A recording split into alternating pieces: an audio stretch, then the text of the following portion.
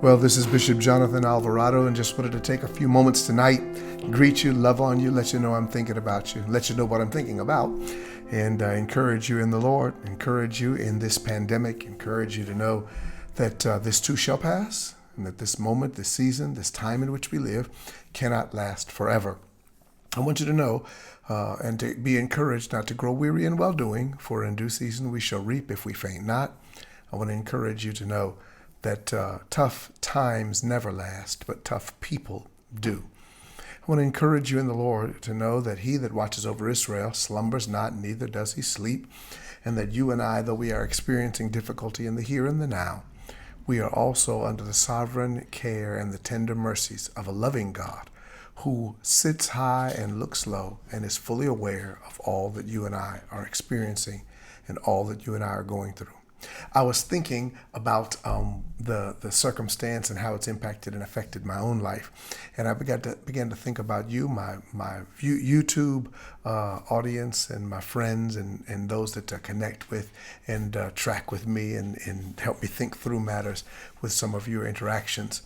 And I got to thinking about the stuff, how I'm governing my own self for my own sanity, for my own security, and for my own advancement. Because I believe that we ought to prosper even in the land of affliction. I believe that we ought to advance even when there are constraints holding us back.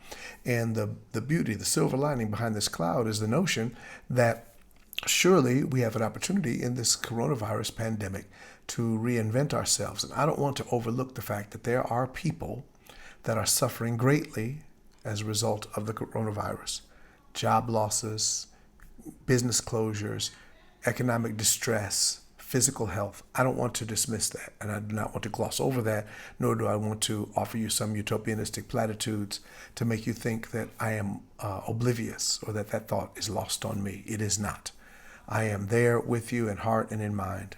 My love reaches out to you. My solidarity and prayer and goodwill goes out to you, each and every one of you. But I want to encourage you all that even in the most desperate of situations, that you and I have to discover and pull upon internal reserves of strength, fortitude, and vigor to be able to reinvent ourselves. One of the very simple ways that one reinvents themselves, one of the very simple things that I've been doing is I've just been reconstituting my reading. I've been reading more because we're cloistered, we're on lockdown, and in order to avoid the temptation to binge Netflix and the tyranny of Facebook dominating my life, keeping me shackled behind a computer somewhere, I have reconstituted more reading. I have gotten myself back into a more vigorous and maybe even more appropriate reading schedule and habit. And I just want to share with you some of those thoughts and some of the things that I'm reading and some of the things that are blessing me and benefiting my life. Today I am reading along with the ministers in our church, Being Disciples, Essentials of the Christian Life by Archbishop Rowan Williams, the former Archbishop of the Anglican Communion. It's a blessing to me. It's an easy read. It's not anything deep and theological in that sense, but it's been a blessing in my life. Now I am reading something a little more heady, Daniel Castelo's Pentecostalism as a Christian Mystical Tradition. I'm reading it again, and I'm going back through to really, really mine out the nuggets, because I'm working on some work that his work is informing, and I'm going to have him on the Global Pentecostal Perspectives Network live stream soon and very soon. He's already consented. I just got to lock down a date where we can talk through the book and talk through the concepts contained therein. I want to encourage you to check out all of my social media. If there's anything blessing you or benefiting you in this little brief conversation and diatribe, will you like and subscribe to this page, or will you go to the Global Pentecostal Perspectives YouTube page and like and subscribe there? Got a couple other things that I'm reading that are informing some of the contemporary dialogue that's taking place even now. I've recapitulated my reading of Thomas Oden's How Africa Shaped the Christian Mind, my conversation with Dr. Antipas Harris the other night on live stream. If you haven't seen that, you ought to go check it out on my YouTube channel, Global Pentecostal Perspectives. And I believe that conversation will be of benefit and blessing to you. as we discussed his book, Is Christianity the White Man's Religion? And in our discussion of that, I brought up some of my rudimentary understanding and foundational understandings of the notions of Africanisms and African spirituality that extend beyond, that more recently, rather, from the E. Franklin Frazier's and Melville Herskovitz and Albert Rabbitoe's work and into now the work of Thomas Oden, who definitively draws and tethers Christianity very firmly, roots and grounds it in the soil of Africa. He writes how Africa shaped the Christian mind. And so I've reconstituted my reading there. I'm picking up another piece of ambitious reading for me. It may not be ambitious for you, but it is certainly ambitious for me. I'm reading the text Indios, negros y otras indeseables, Capitalismo, racismo y exclusión en América Latina y el Caribe. It's Indians, negros, and other undesirables. Capitalism, racism, and exclusion in Latin America and the Caribbean. And so I'm reading this text. This is Paco Nadal's newest release, and I'm looking forward to delving in further if my Spanish will hold out. I'm looking forward to discovering what his thoughts are more deeply about the same struggles that we're having here in the United States. It's the same struggles that are taking place with Afro-British men and women in England and in other parts of the world. This notion of resistance to the tyranny of racism, this notion of resistance to the sexism and misogyny, the patriarchy, and the kinds of oppressive governmental systems that have worked to keep brown and black people marginalized and oppressed, to resonate with the prophetic cry and the extension of the civil rights movement, that extension of this day, Black Lives Matter.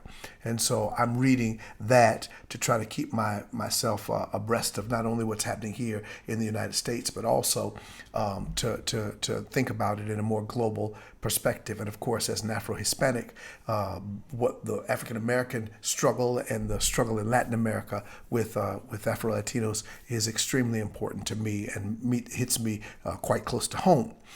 To that end, also, my dear brother, and I'm waiting on this, it hasn't come yet, but I listened to a conversation the other day of my classmate from Morehouse College, Dr. Eddie Glaude, who is a professor of religion and African American studies at Princeton University, and the famed Dr. Cornel West. And they were discussing Dr. Glaude's new text, Begin Again, James Baldwin's America and its Urgent Lessons for Our Own. So he's describing and defining, based upon what I heard in the conversation. I'm waiting on it to be delivered. I've ordered my copy. But he's defining and describing some of the inner workings of Baldwinian thinking and James Baldwin's disposition and sentiments as expressed in some of his lesser known works, and kind of walking with James Baldwin, with whom he developed quite a historic ethnographic relationship. As he was preparing to write this text, and having been a student of Baldwin's writings and Baldwin's disposition, and being a companion of some of his family members and the like. So Eddie writes this book, and I'm looking forward to reading it, because I believe that some of the notions that Go Tell It on the Mountain and the Fire Next Time have revealed to us are being fully lived out in this 21st century notion, that to be a socially conscious black man in America is to live in a perpetual state of rage. And I'm holding Baldwin's words in tension with the text of Scripture in 2 Timothy chapter 2, verse 24 or so, where the servant of the Lord must not strive. Now, we got to be angry, but sin not. When I'm thinking through this idea of the righteous indignation that fills us as a result of the observations that we're making of things that are going on in our nation that, quite frankly, just ain't right, and the things that we have to deal with and put up with, and at the same time, the things that we have to speak out to and prophesy truth and prophetic witness to. And so Eddie Glaude writes the book, Being Again, begin again. And I want to encourage it, and I want to encourage you to get a copy of it, and I want to commend it to you based upon the conversation that I heard between Dr. Glaude, the author, and Dr. Cornel West, his interlocutor for the day. It will prove to be, I believe, an informative and enlightening and encouraging text, sobering text to help us to think through some matters, contemporary matters of racism and systemic oppression. All right? Well, these are the things I'm reading, and I just wanted to challenge and charge you to do some reading of your own, to read, to expand your mind, and in so doing, expand the parameters of your existence beyond the mundane trivialities of what you're dealing with in the here and the now and in this moment. The reading that you'll do during this pandemic is going to set you up for a future wherein that reading is going to be informative, helpful, proleptic, and catalyzing. What you're doing right now by way of preparation, by way of reading, expanding your mind, critically analyzing through the lenses of men and women who have taken the time to meticulously pen words that inform and instruct us. That reading is going to provide for you a framework and the kind of intellectual scaffolding to help you see things from a heightened vantage point. And your perspective and mine is always different when we elevate. The challenge that I see in the contemporary society is that far too few people are willing to do the necessary work to elevate their thinking, elevate their heart, their spirit, their internal mechanisms to be able to see things from a vantage point whereby they might even be able to contribute more meaningfully into the broader social, societal milieu. I trust that those of you all that engage with me will be able to do so. We'll be able to read, think critically, elevate, take your sensibilities to the next level so that way you can be a greater contributor to peace, and to goodness, to equity and parity, to justice here in our country and elsewhere. So that's what I'm thinking about. That's what I'm reading. These are the things that I'm doing in this season, in this hour, and I want to invite you to come along on the journey with me. And I believe that if we do so, we'll do one another good. If this has been any value to you, smash that like button, subscribe to the YouTube channel that you're watching, or to the Global Pentecostal Perspectives channel, or to my personal channel, whichever place you're finding it, whichever place you're watching this. I want to encourage you to like and subscribe and share and hit the notifications button. I want to encourage you to do so, that it will be a blessing in your life and it'll keep us in mutual and further dialogue. I believe that this hour is producing some new relationships and some new connections. I believe that you and I are developing just that kind of relational connectivity during a pandemic that will sustain beyond the pandemic and keep us all on our intellectual, our spiritual, our moral, our ethical toes, that we might continue to let justice roll down like waters, righteousness like a mighty stream, that we might live out the true meaning of what it means to do justice and to love mercy and to walk humbly with our God. This is Bishop Johnathan Alvarado, thanking you for these few moments for us to be able to spend some time together. I sure hope that you'll stay with me for the future installments that we'll make. And I believe that it'll be fruitful on both of our accounts. The Lord be with you.